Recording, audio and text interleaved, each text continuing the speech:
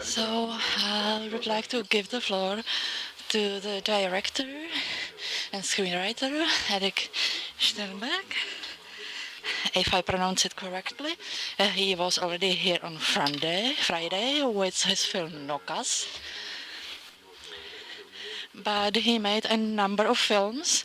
We will speak about some of them today.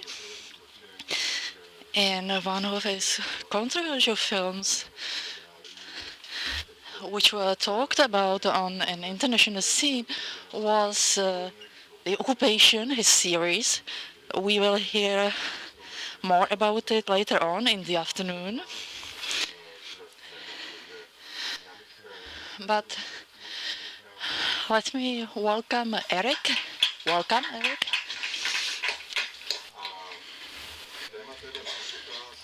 The subject of his masterclass is rather general. He'll be talking about how to make a film about crime and what is his approach to this subject like, and what is his experience. So I ask the first question myself. Erik, do you feel to be more a screenwriter or a director? I'm educated as a director, so that's where I started. But I think to me it's hard to separate between screenwriting and directing. It's a fluid transition, and I've always been involved in the screenwriting of my features, and as I sort of started doing TV, I've become I find that the screenwriting process is the most important, especially and the one I enjoy the most. So ultimately, I think I'm a storyteller, and I just explore ways to do it. I find it almost impossible to separate the work of screenwriting and directing. But I've always worked with a screenwriter.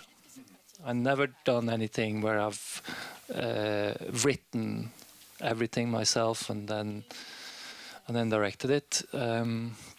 For a long period, I was envious of some of my colleagues who could do that. But I always needed the dialogue, the conversation, and the creative spark in that conversation. No, I'm not envious anymore. I guess what I was envious about was that they had more control of their career, in a sense. Here? Když teda jste zvyklí vlastně na tu...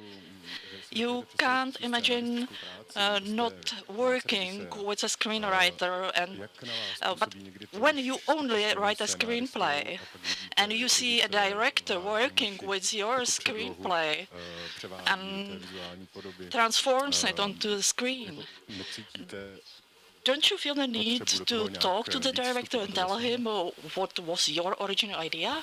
When I started doing TV, we involved different directors, and that's the first time I experienced writing and allowing other people to direct what I was writing. It was challenging, and in many ways I met myself in the door as a director, because I could see there most directors are very obsessed, and they thrive on the energy of when they shoot. You know, it's that energy, and they gain a lot of attention because they decide things on the shoot. But so I could see myself in the directors, and I could see that they sometimes became too self-indulged, not intentionally, but sometimes they. It's hard to be a director, and most screenwriters underestimate the pressure which directors are under, because everyone is applying pressure to them, from producers to every department, and you have to make the decisions there and then, and your only instruments you have at that is your mind and your senses. But yes, it was more difficult. It has been difficult at time because I have to be fighting with directors. But I do think still that the TV series Occupied was benefited from other directors and their energy and their sense of rhythm, ideas. You know, it gave life and a variation to the series.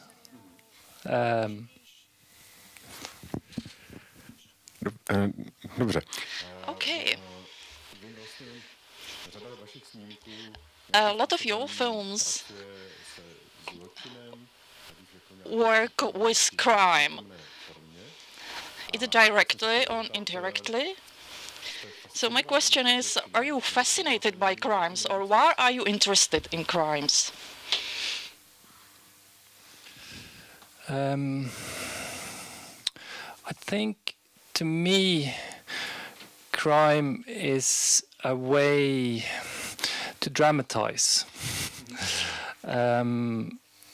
because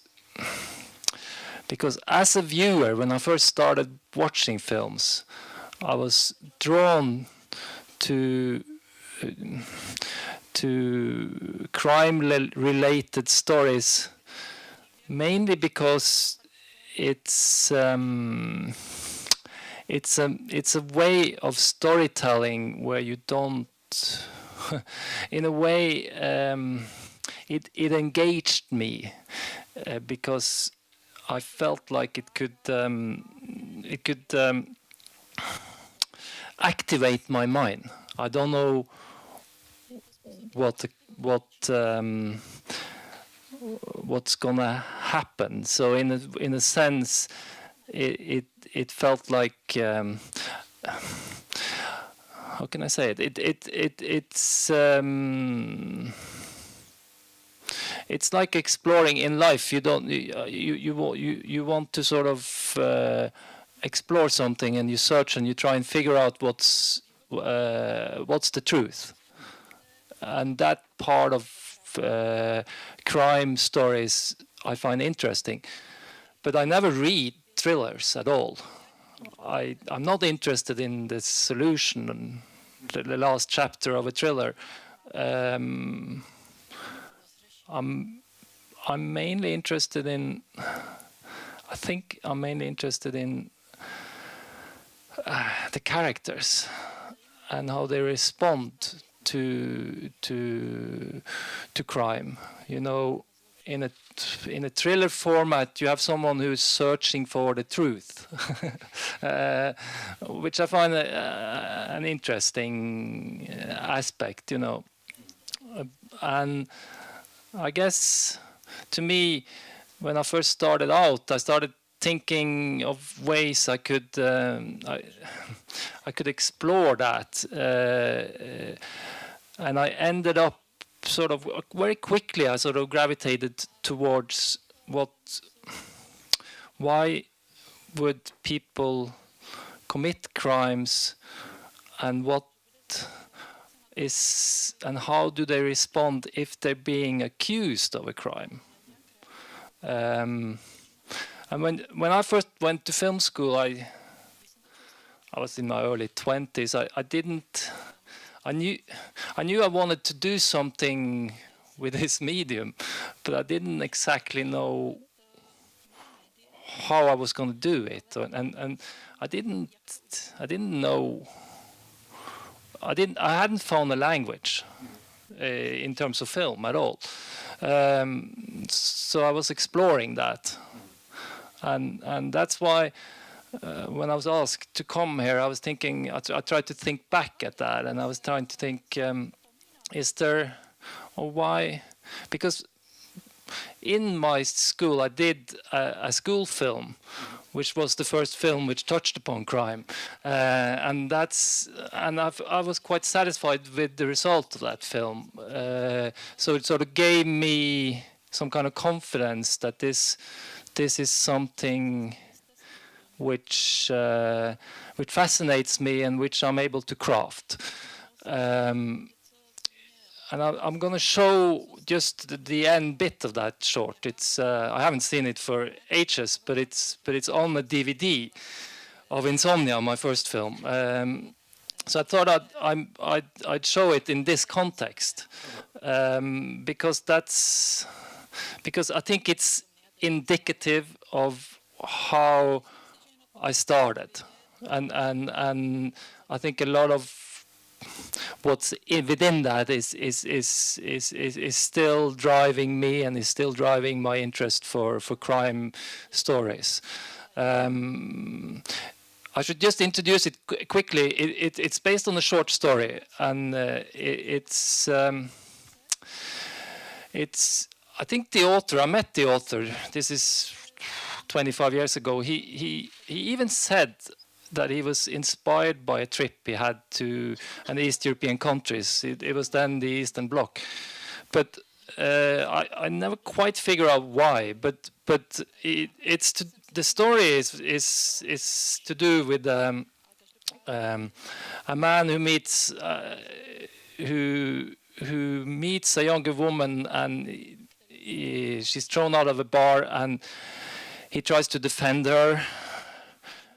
And then he follows her home, or he's supposed to help her get home, and then he leaves her before, for some reason, and then later on, a detective appears and says she was raped, and he gradually becomes more and more of a suspect by the detective. And he starts acting more and more guilty, even though we know that he's innocent of the actual crime. So it's a study of a man who acts more and more as if he's guilty. And what I'm going to show you is just the end scene when he returns to the detective. I think it's in English. It's as far as I could see, there was no subtitle, but I'll just show you that, and then yeah.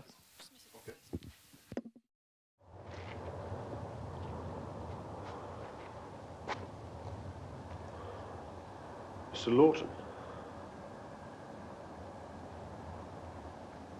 Did you follow me? I'm not a rapist. I know that.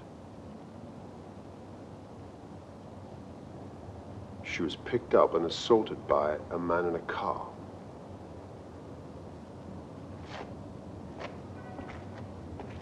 You can't drive. You didn't say anything about a man in a car. Well, this only surfaced a few hours ago. You should have told me.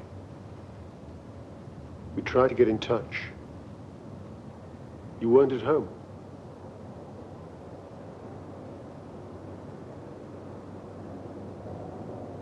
Do you need to be informed of your innocence?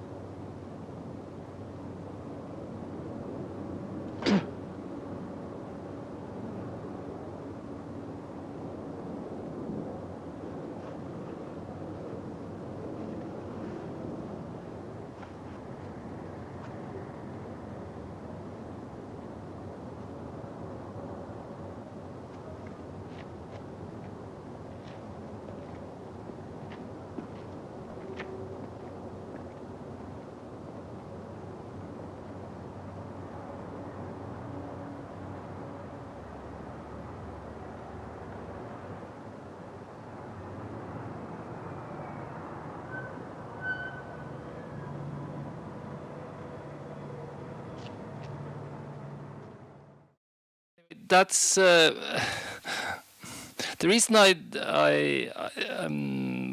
was pleased with this when I made it was because I felt like the psychological approach to the character was what I found within the crime story to be the most interesting, and which is what I pursued later on when I did my first feature called Insomnia, and I think that it's important to me because it's.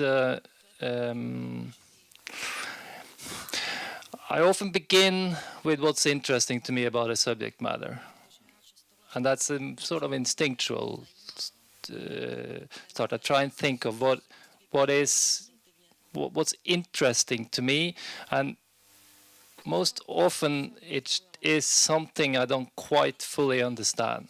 Like, why would someone act guilty if they're innocent in this? Of course, I need to have some kind of touch of it could be truthful and it could potentially be me, but I can't in a rational term understand what. So that's what often. If I find that within a story, I know there's something there which I want to explore. And that's the starting point. Já jsem si, jak jste mluvil, vy jste vlastně říkal, že... You were saying that when you came to film school, you did not know about cinema language. So when you actually adopted cinema language, when you learned cinema language, were there any role models? Were there films or directors that were reference points for you? Something that you thought, this is something I'm going to use?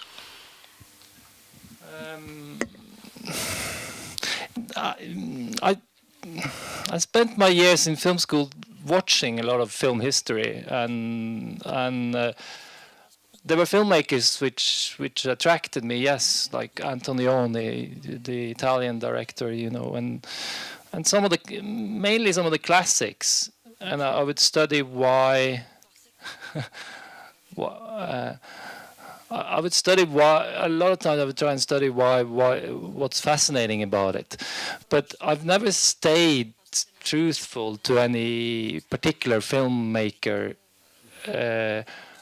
over a long spell. I think most filmmakers have sort of spells where they really make very inspired work, and then there are other periods of their production which to me doesn't have that.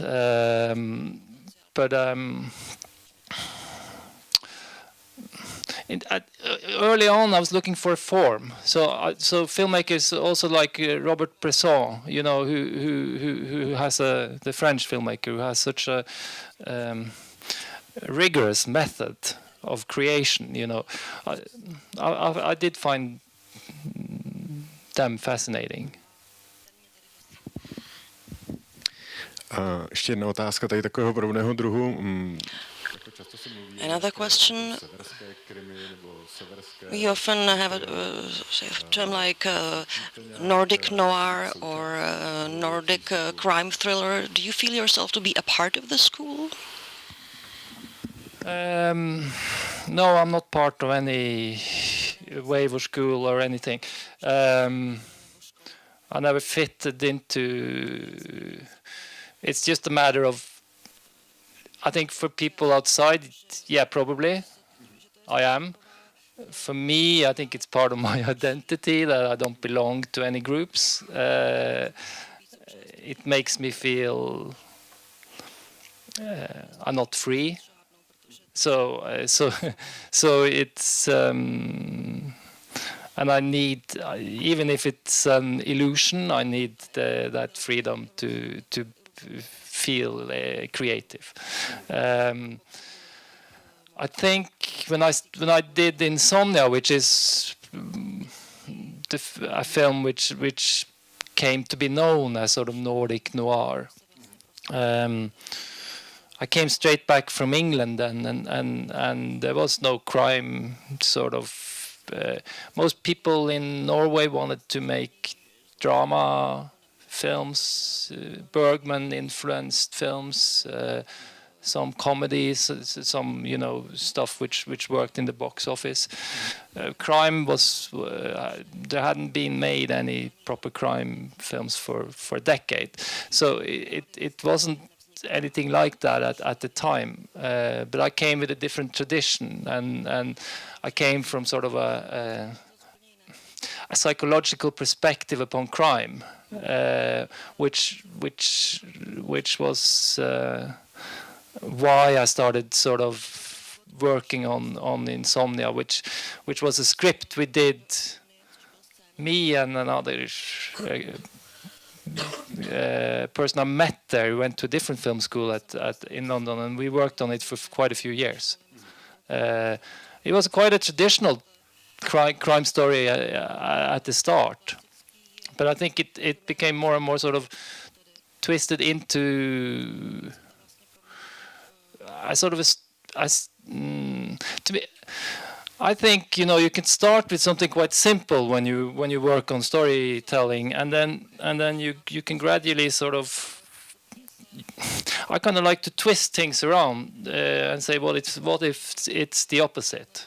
And I think in terms of a story like Insomnia, what it's mainly known for now is this term reverted film noir, because it's shot in my hometown called Tromsø, which is beyond the Arctic Circle, and in the summer there are no darkness. There's sun. There's midnight sun. There's sun all around, 24 hours, and so it's in a way the concept that form was that of reverted film noir was that there's no hiding from the truth.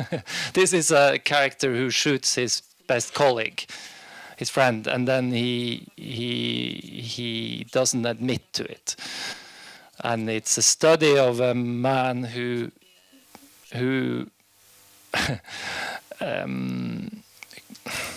betrays his own moral codes, and in doing so becomes quite dangerous, because he has no guiding lights anymore, and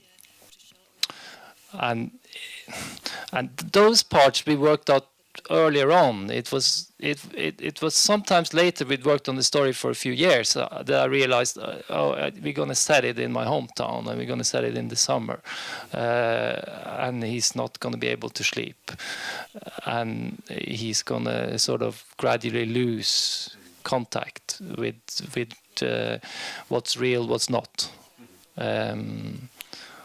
So the form can come sort of gradually, I think. Říkal jste, že teda ta psychologie. You were saying that the psychology of crime is what's most important to you. So is there some well-tested approach you have developed how to construct suspense? How to start with a very dramatic scene, for example? Is there something that works every time you write a script, something you are always going to use? And could you also compare your point of view as a screenwriter as opposed to a director?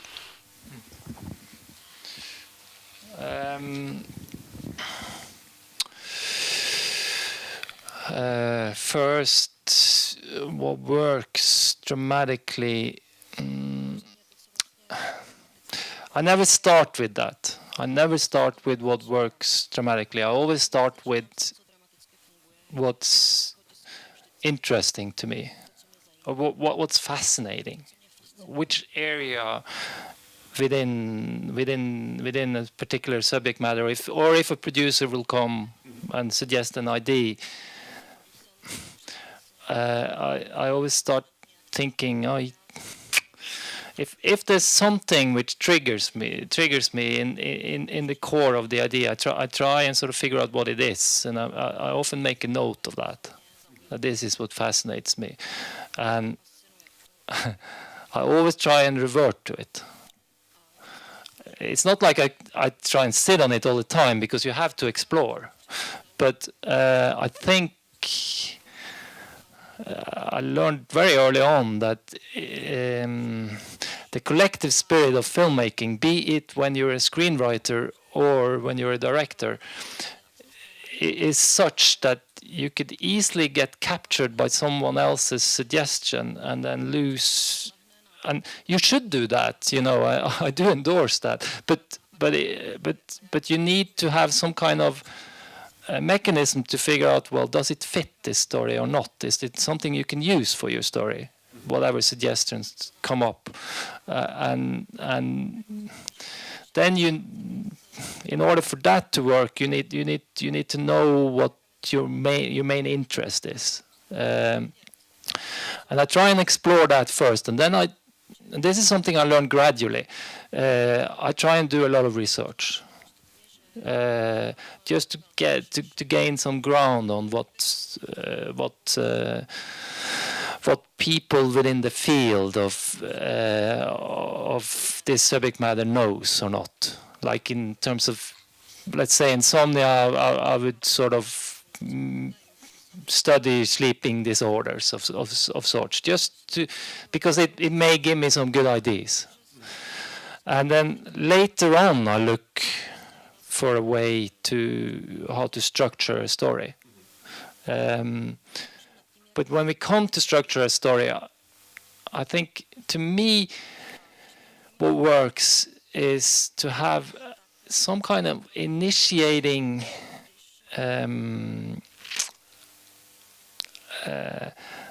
what do you call it, circumstance, or something which is a type of action which initiates the story. This is partly because I think film is such a physical medium. You need something that you just need some kind of motor to get started, and this is I'm talking dramatic motor, which is what I always look for, you know, what's gonna start it, and then I look for the end pretty quickly as well, because I know in editing or whatever, you know, I try and edit the end quite early on to see, do we have an end with some kind of impact, because that informs how the earlier parts of the story may develop. What was your other question? Jestli byste ještě mohl srovnat vlastně konstrukci toho. If you could compare the dramatic approach as a screenwriter and as a director. For example, something that a screenwriter will consider a culmination. How does that travel into the directing? As a screenwriter,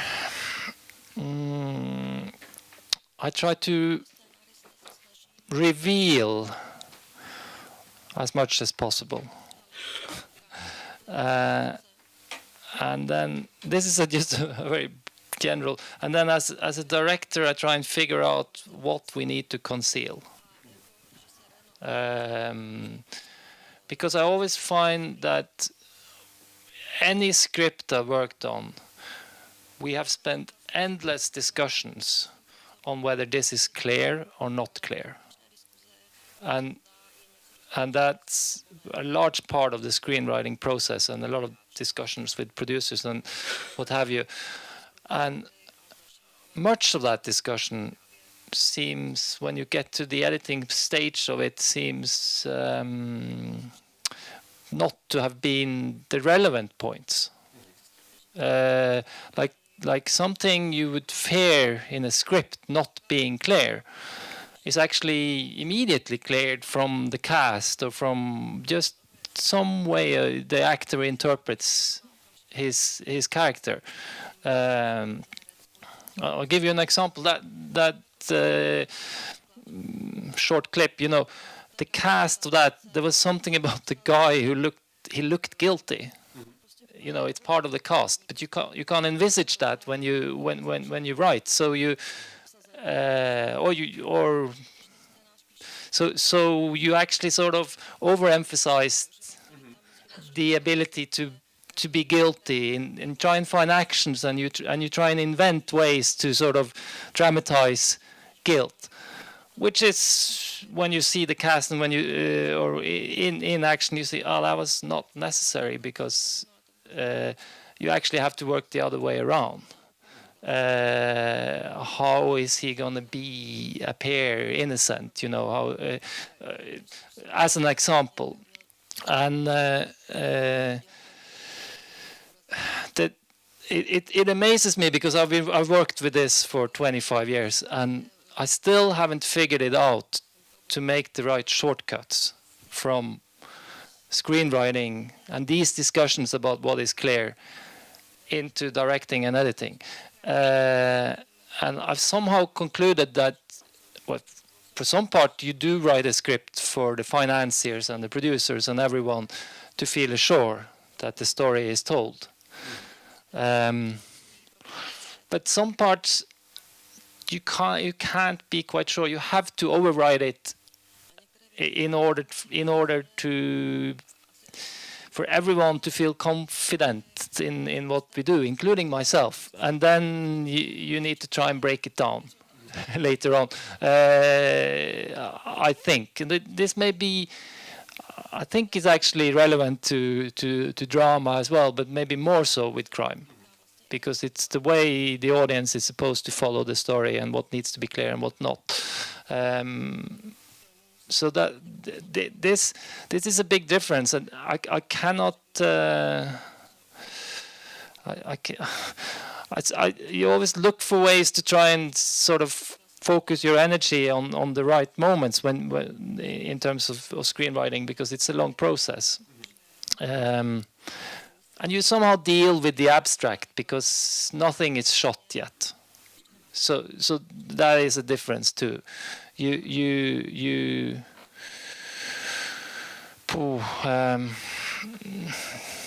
Well, you're constructing an imaginary visual tale, and later on it's directed and shot, and you see the first cut, and some parts looks we thought were going to be magic, it looks banal, and then you have to look for a different interest in it, you know.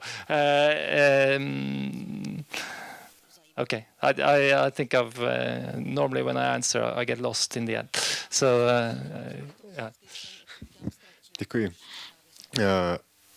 Takovou otázku, kterou bych chtěl navázat tady, nebo rozšířit to, kde jste se... A follow-up question, maybe to expand where you got lost. Maybe are you used to working alone or in a group? Do you use a writing room? Do you work in a group? Jak jste zvyklí na to, že máte jakousi... What is your working method, and how does the creative freedom work in this? How do you communicate with producers, with the people who finance the film? Are they used to have creative input into your scripts? Okay, I'll answer the last question first this time.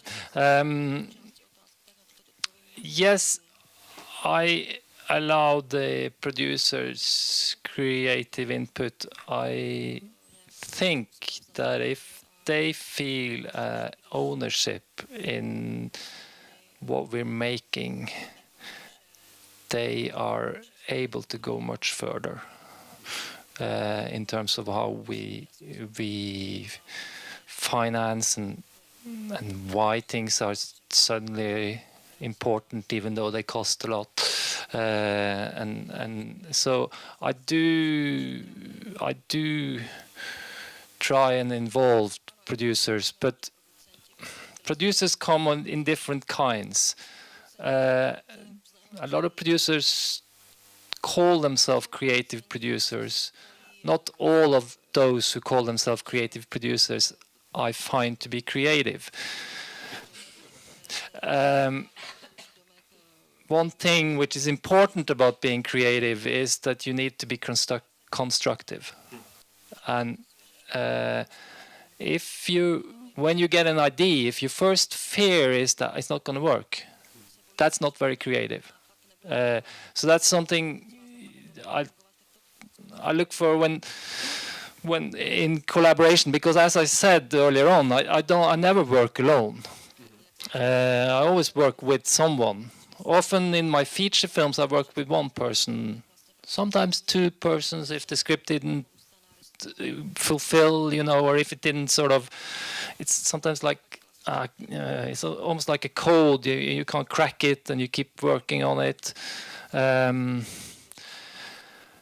So I have worked with different screenwriters. The best project, I always felt like I worked with the same screenwriter. I'm talking about a feature now, or my feature sort of. TV, I've worked differently. I work with a bigger group, and that's very rewarding because there's an energy to that. People come in, they bring ideas, but the bigger the group, it becomes harder to hold on to a certain aspect, which is you have an idea, and then I think, like I tried to illustrate with Insomnia, I look for a form of expression. Like I try, not first, but gradually try to find a way to sort of envisage what's the form of this, and the actual form of it can be very, very important. I find it is you have to be truthful to that. Like Nokas, the films which some of you saw. This idea we had when we wrote that, which we decided upon somewhere in, we said we are not going to invent a single thing in this script, because it was a real event. And it was a debate, what happened, what didn't, subject to court cases and all. We thought we were only going to ask people and try to sort of capture the truth. And in some cases we wouldn't be able to, because there'd be so many versions, we'd have to sort of make a choice, somewhat, what we believed in. But we weren't going to try and invent things. And that was the concept which we felt needed for this project, and to keep hold of such an idea is hard with a big group of writers, or a bigger group like in TV. It becomes harder because people would feel, why don't you want to invent? It's boring. It's if you want to say this, you can invent it by and they will come with a brilliant idea, but it doesn't fit the concept. So that's, I guess, is the biggest challenge I find working with a bigger group. But there's but on the other hand, there's that dialogue, and what I really liked about working with a bigger group is how people can always turn things around. And you can sort of find, that is a good idea that can be used, and especially because TV works on a longer stretch of time. You end up repeating yourself, I find. I see that on TV. I found that to be true. We're doing a second season. It's hard to not, if you have a dramatic concept and if you have a universe which you created, you seem to sort of make a pattern, and after a while it's hard to break the pattern. And that's why new people might help you do that. Děkuji.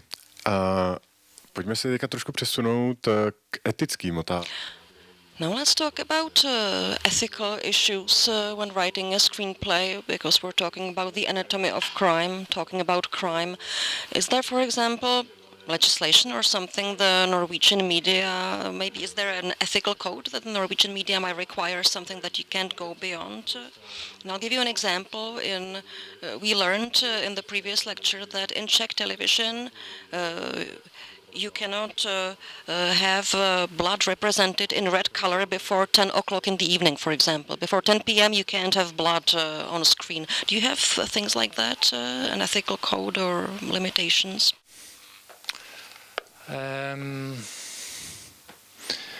No, I can't remember anything we have which is specific to Norwegian culture, which is like some kind of rule which forbids you. I've done projects which have been debated a lot, like that film Nokas was, and like Occupy, the TV series, and maybe Nokas and some of the other films I've done have been based on real events, and that is a touchy subject for some often. So I found that people will get really angry often when they realize you're making a movie. They have an idea that you're making entertainment out of their misery, and that is something which makes them angry.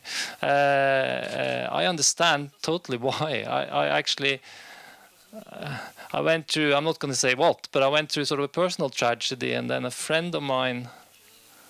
realized that a friend of mine who was a screenwriter has started to write a script about it, and I was beside myself with anger. Why? How could he? And I think that's so I do understand that where that comes from. You know, this feeling that this is something private to me. This is traumatic to me, or whatever, and you dare not touch it.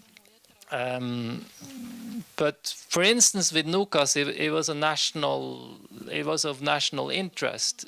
So you have to, as an artist, you have to, if you know your take on it, and if you know that whatever criticism is applied, you know, doesn't quite fit what you're interested in, then you are your own judge in terms of ethicals. I think as an artist, even that as a concept, you know, makes people angry if you say that. But I truly believe it still, that you have to follow your own sort of. You have to trust in your own instinct in a way that this may feel invasive to some, but that's not the point in what you're trying to make. With Nokas, there was the daughter of the policeman who died, was very angry with us. It was a complicated affair because we had spoken to some other relatives, and we had a dialogue, but we didn't realize that the family had different opinions upon it.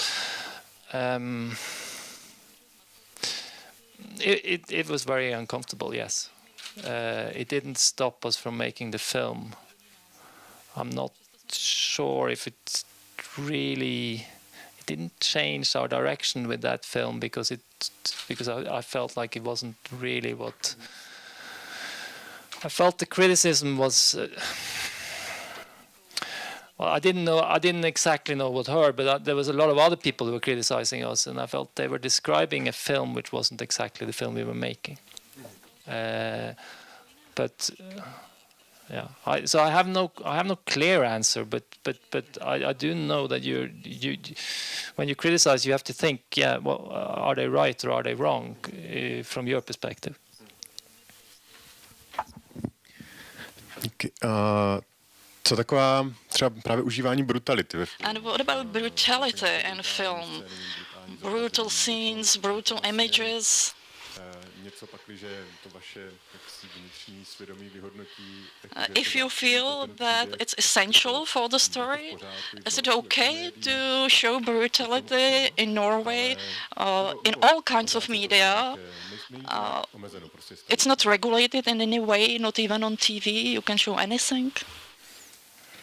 I don't think you can show anything. No, you can't. But I'm not aware of the exact laws and how they operate in terms of what's legal, what's not. I think to me it's more interesting. Why show something very violent? Sometimes you need to do that, I think, but. If a crime is committed, there are ways you can show it which leaves a lot to your imagination. Like we tried to do with Nokas, where we just show the glimpse of someone who's actually shot. You know, but I don't have any particular rules. I've seen films where you see something really shocking, which shocks me and revolts me, and it still felt important because the filmmaker seemed like they wanted to remind us why the brutality of this crime or something. So it's. So sometimes I don't have a particular rule. I think you have to work it out. But there's also this thing that violence may breed, inspire violence, which I think is true of a very, very small percentage of a population will be directly influenced by what they see. And I haven't figured out what to do with that, because I think if you decide to, if your creative choices is based on what like sort of less than 1% of the population are inclined to do, it sort of limits you in ways which I don't think it's right. But then I haven't made anything which I know have been directly influential to people committing crimes. If I had, I think it would have probably made me think again.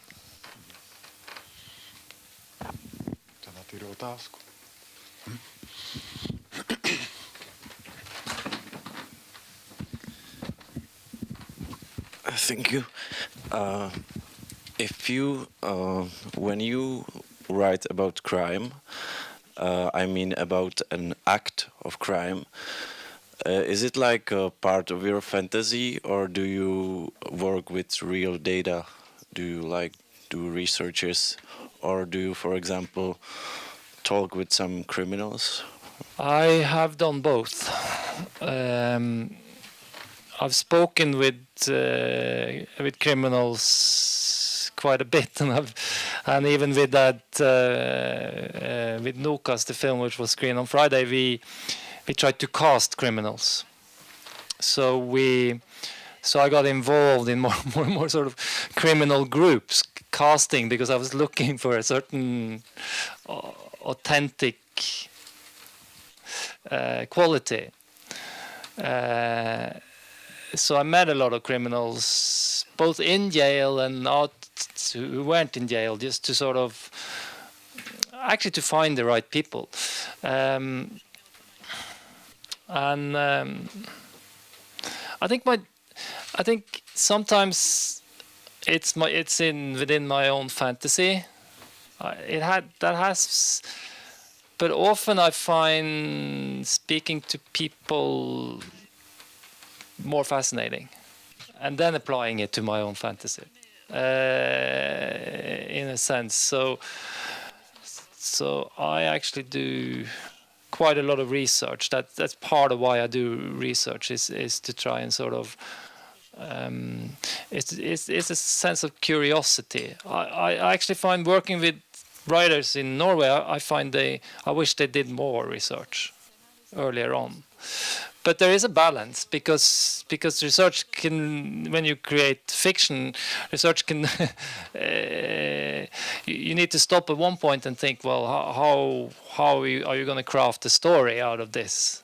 And a story in both film and TV needs a structure, a pattern which is often common, in because people recognize a pattern, and that's part of what makes them focused and concentrated. So I have done both, actually. Yeah. Někdo otázku? Ne, tak já bych se chtěl zeptat, jakým způsobem, So let me ask you, jakou pozornost vlastně tvorbě scénáře třeba věnujete? do you pay a lot of attention to the environment, to the background of your characters, to the set and location of the story? So how do you define the universe of your characters? I think we, as having, based on that, my main interest is with the characters, not the crime itself, but with the characters who either commit or is trying to sort of reveal a crime. I think that we as people are influenced by our environment, and of course film is a visual language, so the expression is also sort of based on what you see, and because of all that, I think the universe in which you find a character is equally important to the character, and it's something I work on quite sort of extensively, but often we've made the story it's not clear, but we know what the story is about, and we know so the deep structure of a story before we start doing so. I'll give you an example. It's the last movie I made, which is called Pyromaniac, and it's a true story about the son of a fireman who started setting fire to buildings in a small community, and he did that. He went on a rampage. He started sort of setting fires to more and more buildings, and his father, who was the head of the fire brigade, he got so stressed out he fell ill. So it was actually the son who became the the chief of the fire brigade too, and he was setting fire to these buildings in order to turn out the fire. And that was a true story, and it happened in a small community, and it sort of was kind of like a mystery when I first. There was a novel which I read, which fascinated me, and I was trying to work out what made him do it. Is because it was such a fascinating idea. So I went to the village where it happened, and I tried to sort of study it. And the village in itself was interesting to me because there was something about everything looked so similar. Like there wasn't like rich people and poor people. People were sort of very evenly, the wealth seemed very evenly distributed. People had similar houses. Everything looked there was like a norm in this village, and what struck me was like, if you feel you don't belong to the norm, even though everyone was friendly there and everyone would talk about this guy in a friendly manner, even if he set fire to their village, and it was almost like, it struck me as he was made to feel like an outsider, and he was almost sort of made to feel uncomfortable by that sort of kindness of this and conformity of this society, and what does it and what's the price of feeling different in such an environment? So the actual creation of the universe was very important to the movie. And normally you would think, when you have a set of characters, they need to live in different type of houses, they need to live in different sort of environments, but the production designer said to me, no, I think all houses should be the same here, in a way that you sort of have to, so that part of the universe is that the universe sort of informs the character and your subject matter is extremely important. I'll show that with Occupy too, which I'm going to talk about later. How we constructed the universe based on the psyche of the story and the character. Jsme měli otázku, tak se vlastně. Já bych se chtěl ještě teda zeptat tady v souvislosti s tím, jak se vytváří jednak to prostředí. I have a follow-up question. Okay, so how do you create that universe? You speak about those houses, they should look similar. Because they look similar in that village, but when you write a screenplay, is it important to be realistic? Is your story realistic always? Is it important to be real? Yes, I think most of my stories I try to achieve a sense of what I feel to be authentic. Especially so if what we claim within the concept of the story seems bold or it seems like that's a bold statement. I feel like then I need to make it true. And the same thing goes with characters. I sort of want you as an audience to sort of in terms of insomnia, for instance, if you watch a man who loses his moral code, you know, and he becomes capable of doing things, I think then it becomes important to me to try and ask the audience to identify with that process, and the best way I feel I managed to do that more often than not, it's to try and make it appear authentic. Yeah.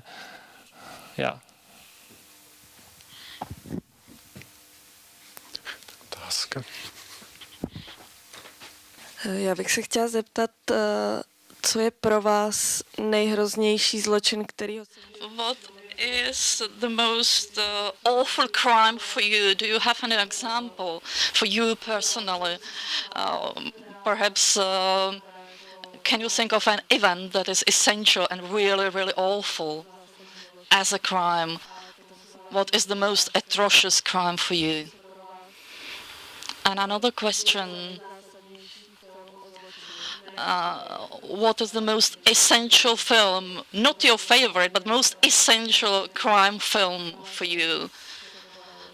Perhaps the most shocking. Yes, I think to me, some of the most, these are based on emotions, you know, and to me, films which shows anything violence and murder related to kids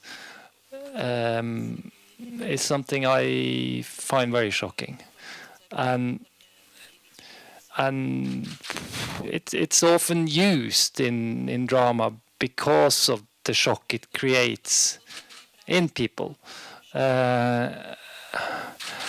I'm very reluctant to go there for personal reasons.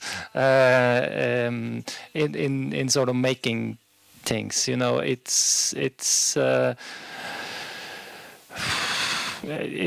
just at some kind of threshold I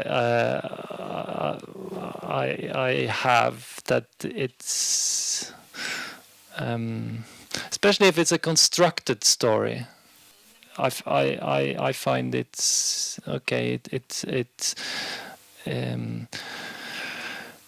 something I often, if I'm offered stuff and I read that it's to do with violence to kids or kids dying or stuff, I often tend to say no. But that's me. What is the most shocking crime film I've seen?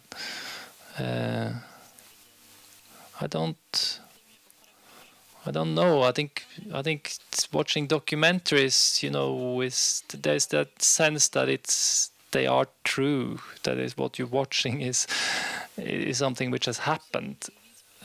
So it's probably some of those. I mean, The Act of Killing was kind of like a shocking film to me, in many ways, but and it felt important. I don't know. Just because it also said something about the how you can do something and still maintain an ordinary life. So our capabilities, we also have this ability to forget and go on. So that's one example.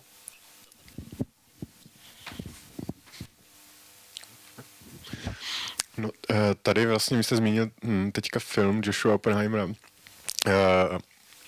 Act of Killing.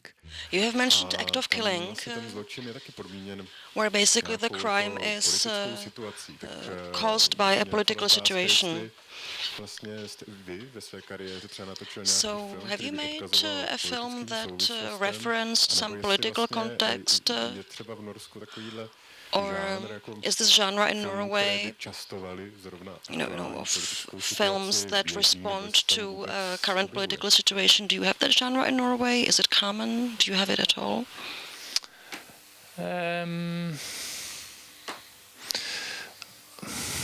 I guess, are you talking about political thrillers?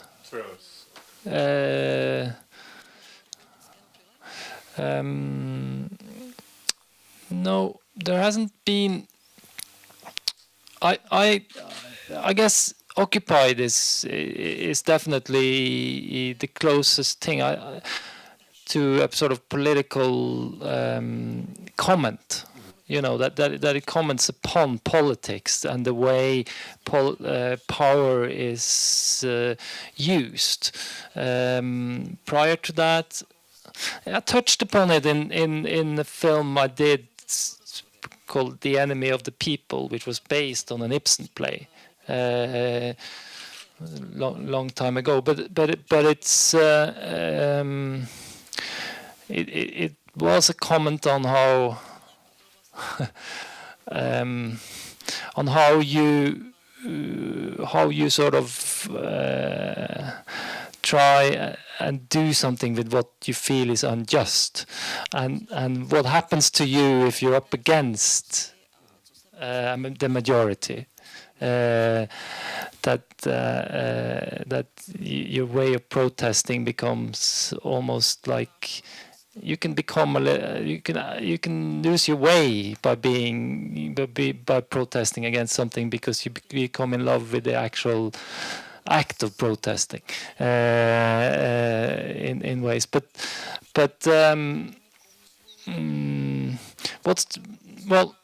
politics and crime to me are I'm very interested in politics, in global politics. I'm kind of like a sort of political junkie in the sense that I read a lot about politics and stuff, and I've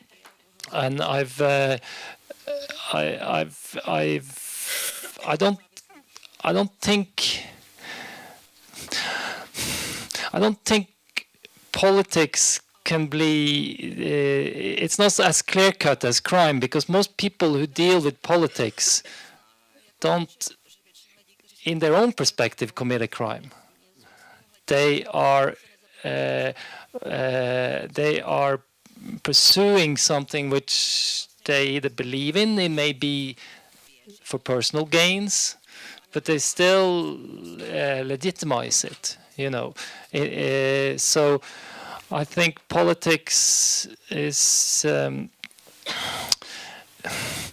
well, maybe that can be said about lots of crimes, but it depends on which perspective you look upon it, whether it's a crime or not.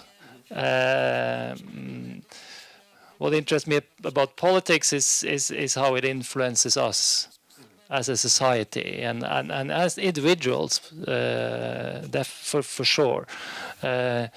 What I don't like about political dramas is if it sort of tries to convince you of a particular political standpoint, and that's your main purpose for making a movie or whatever. To me, I don't find that very interesting. I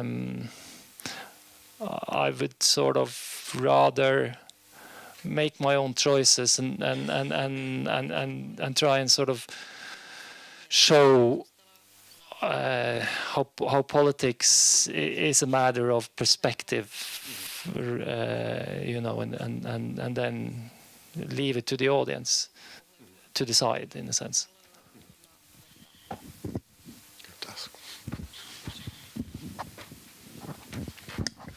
I wanted to go back to Insomnia we were talking about before, because, well, Christopher Nolan did a remake of your movie. So I wanted to ask you, how do you like it, and what was your first reaction when they actually asked, hey, we want to do a remake of your movie? The process of selling a remake is quite long. You know, there's a company who approaches you and say they buy an option for a remake, and in the early stages of this, I was asked myself whether to do the remake, and I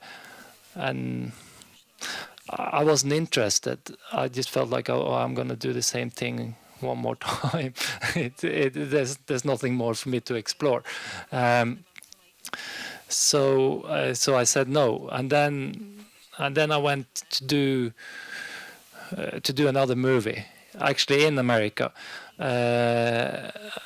And then it gained momentum, this remake, and then Christopher Nolan became involved. He was quite polite. He wrote me a few mails. He invited me to the set. I declined. I wasn't interested, or I didn't have the time. I can't remember. And then when the film was done, they screened it to me in a cinema, just out of politeness. I don't know. That was a strange experience, because I felt like the remake was... Well, first off, I should say I didn't have any expectation of a remake. I just thought, well, normally remakes don't actually match up, you know. So I had a very sort of split reaction to seeing it, because I felt like, being a remake, it was very close to the original, and I thought, well, that was lucky that they didn't make a mess of it. But I prefer my own version. I don't know if that's a surprise. I could tell you why I prefer my own version. I think it might be because it's such a big budget movie, but the whole concept of this character who gradually becomes corrupted, and is capable of doing things, the same things and worse things than the ones he is pursuing. That concept is followed in Nolan's remake 2/3 of the way. But in the latter part of the movie and sequences which actually shows his level of corruption, the hero character played by Al Pacino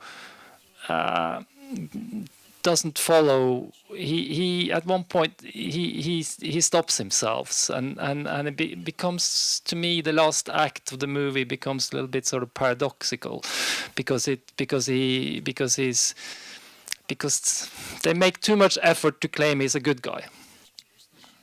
And maybe that's part of of what is required because of the investment. I don't know, but that was my main objection to the remake. But in terms of the universe and stuff, I felt like it was very sort of truthful to the original, and it worked. Al Pacino plays differently to Stellan Skarsgård, which I found fascinating. I love Al Pacino. I think he's one of the really great actors. So he played it in a sleepy way, you know, in which I guess was their interpretation, you know, but which I found fascinating. But I still prefer the way Stellan Skarsgård does it.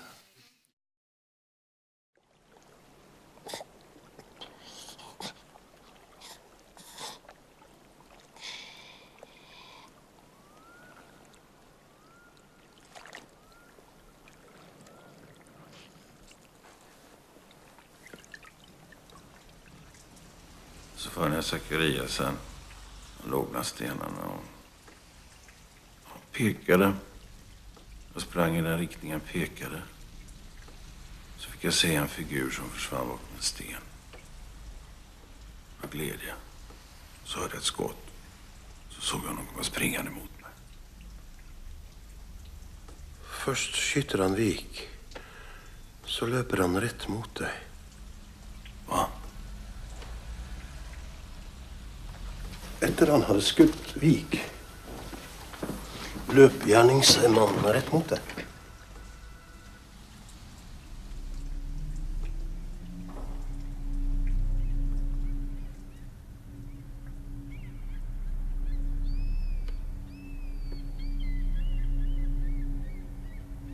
Han såg mig väl inte, det var ju sån dimma. Och så?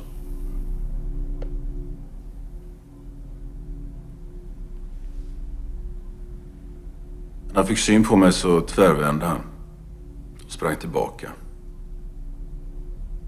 Och jag sprang efter honom ner mot vattenkanten. Så vände han igen. Sköt mot mig. Bommade. Sprang vidare. Det var då jag fick syn på Erik. Stannade för att hjälpa honom. Beskriv man du så.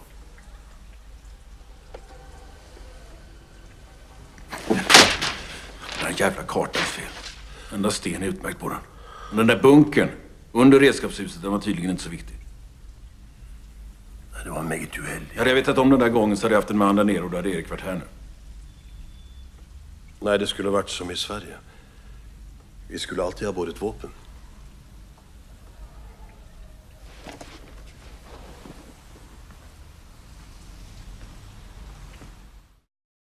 Napadlo mě přitom, když jsme měli tady tu ukázku, jestli...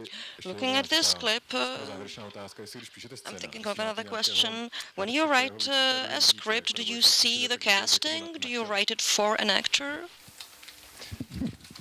No, I never write it for an actor. I never actually done that. Maybe it would be a good thing, but I don't trust the process of casting because even if you write it for a star, you know, you never know if they're available, and then you just be sort of lost in So I think the story needs to stand on its own ground, for sure. What I'm going to say, but well, that's the moment when he has the choice. Actually, in the remake, they did a different thing. What you just saw is the first time he actually lies about the incident, whether that he was the one who shot his colleague by mistake. In the remake, they felt this point was a bit weak because so they made it that his colleague was being called in for a questioning regarding something they'd done together.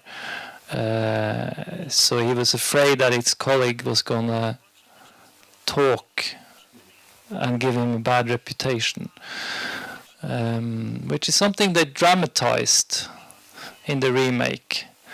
And I thought that was partly dramatically, from a script writing point of view, it was a way to make it better. But I'm still not sure because it leaves it more to the character now, that it's within the character to lie. It's within his DNA that he won't admit to a mistake. And I found that very interesting with the portrait of the character. But in the remake they strengthen the story. And it's interesting how you emphasize something, and in doing so, if you emphasize something in the story, you actually may lose a certain quality of your character. Yeah. Tak prostor pro poslední otázku, jestli někdo máte. Tak pokud ne, tak já jsem chtěl poprosit Erika, jestli by nám mohl představit... If there are no final questions, I would like to ask you, Erik, if you could introduce the series Occupied. Is there anything that we should know before we watch? Occupied, it's such a huge subject matter. You're going to watch the 2 first episodes of the first season. I guess the main point which we struggle, I'll say a little bit, which might be useful. I wasn't in Occupied was envisaged. The idea of Occupied came from the crime writer Jo Nesbø, who is known around the world. He sold a lot of books. But this is an original idea. It's not based on any of his books. He had been pursuing this idea for a while with the production company before I was attached. And I don't know the full story behind that. But I'd read about it in the paper and thought, this is a very interesting idea. I could tell you more about why I thought it was interesting then. But anyway, I think they experienced some kind of collapse with the broadcaster. The national broadcaster pulled out just before I was attached. So it gave me, when I became involved, sort of the opportunity, together with Karianne Lund, who was the main screenwriter and the group, to reboot the whole idea. And one thing we did, which obviously influences this, we based it on the same characters, so some of the key characters which you had made, and then his main idea that it was a silk occupation, but everything else we created ourselves anew, and one thing we felt we needed to do was to show how the occupation started.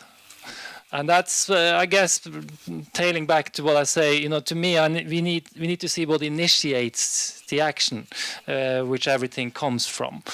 That was something which we started, which had never been done before. In the key idea they'd worked with previously, they just thought we'd go in half a year after it's happened and explain it. But the first episode shows how it happens. and second episodes.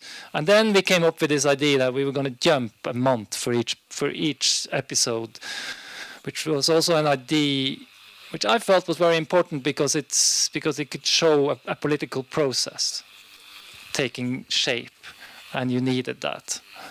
Okay, I think that's what I'm going to say. Tak díky moc. Thank you very much for having us.